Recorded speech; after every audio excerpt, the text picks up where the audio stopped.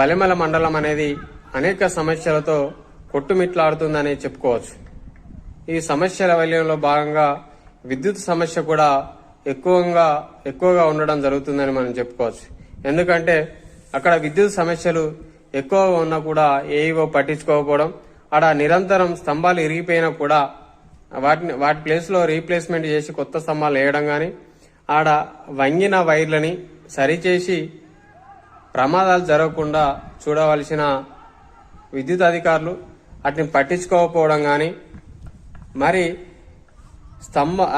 విద్యుత్ ట్రాన్స్ఫార్మర్లు ఎక్కడైతే ఉంటాయో వాటికి కంచె ఏర్పాటు చేయకపోవడం గాని, ఇన్ని సమస్యలు ఉన్నా కూడా అక్కడ ఏఈఓ విద్యుత్ అధికారులు పట్టించుకోకపోవడం, సమస్యలను పరిష్కరించుకోకపోవడం చాలా బాధాకరం. ఇప్పటికైనా ఆ వంగిన వైర్లు గాని, అదేవిధంగా స్తంభాలు ఇరిగిన ప్లేస్ లో రీప్లేస్మెంట్స్ గాని, అదే విద్యుత్ ట్రాన్స్ఫార్మర్లు గాని వాటి ప్లేస్ లో కొద్దిగా తగిన జాగ్రత్తలు తీసుకోవాల్సిన బాధ్యత అక్కడ ఏఈఓ పైన ఉన్నది, అదేవిధంగా విద్యుత్ అధికారి సిబ్బంది పైన ఉన్నదని తెలియజేసుకుంటూ మేము థ్యాంక్ యూ. నా ఛానల్ లైక్ చేయండి, షేర్ చేయండి, సబ్స్క్రైబ్ చేయండి. Thank you.